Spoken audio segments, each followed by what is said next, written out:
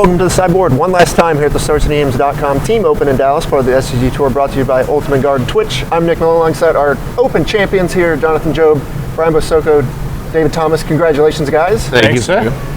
We've had a handful of team tournaments here on the Open Series, but this is the first time we've had repeat champions. Jonathan, Brian, congratulations. Yep, once again, up top. And of course, David, you were supposed to be on that team that they originally won with. What happened? I tore my Achilles tendon, and I ended up going into surgery. I thought I was still going to make the airplane flight to Atlanta, but it turns out the doctor said, no, you probably shouldn't have flown. Had major surgery. Let's get on a plane 2 days later. That's good. Probably not the best play. So they had to replace me, and it was definitely for the better since I couldn't leave my apartment. You had the fire, though. Yeah. You're on the squad this weekend, though. You guys tore it up. David, you were playing the Legacy seat. We'll start with you, playing the Death Shadow deck that just broke out at the Pro Tour. You've got definite Legacy chops, before dating back. How'd you feel with this deck this weekend? It looked like you were just crushing everyone. It's a very powerful deck. Its bad matchups are very, very bad, but all the matchups that are even or better, it gives you a lot of outlets to outplay your opponents. It very easily takes advantage of an opponent's mistake. So it's a very powerful deck, capable of combo-like fast starts. Brian, you of course played humans again. Jonathan said, he would have it no other way with you on the team. You were playing humans again. Yep. You, the 2 team events you've played, you've won. Yep. So how's the deck feel, and what are your thoughts on Bugler? So I think Cedric's wrong, and I think it's pretty great. I think it's a 3 of, not a 4 of, and the reason I think it's so good is not because of the reasons that other people have stated. I think the reason that it is so good is in your bad matchups, it allows you to find your sideboard pieces. I played 2 Gaddock Teagues this weekend, specifically because I expected to see a lot of blue-white, a lot of KCI. That didn't happen. I played 1 KCI person the whole weekend, never saw Path to Exile throughout the tournament. Wow. Day 2, I did beat a lot of my worst matchups, though.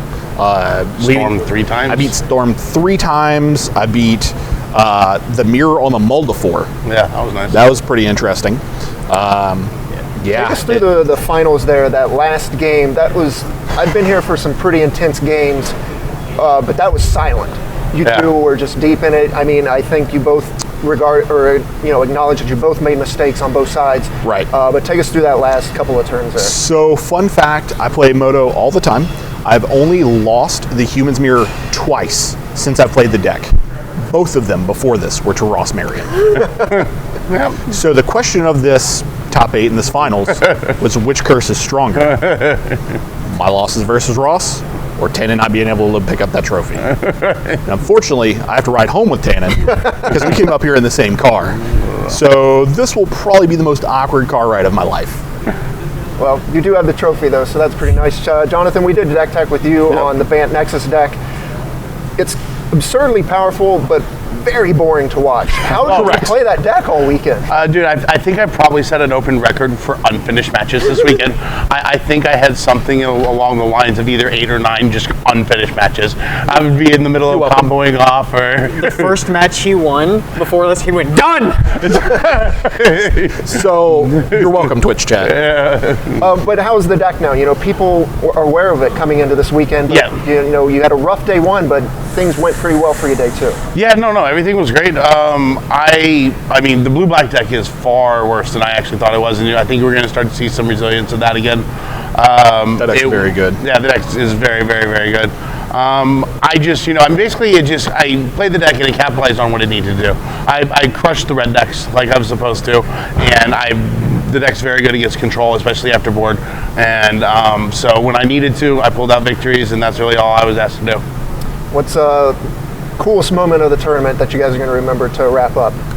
I think when we had 3 pretty bad matchups sitting at X3 and 1, and David lost. Brian's on the Molda 4, and I'm sitting over here playing against blue-black, and Brian wins his mirror on the Molda 4, and I managed to pull out my match against blue-black.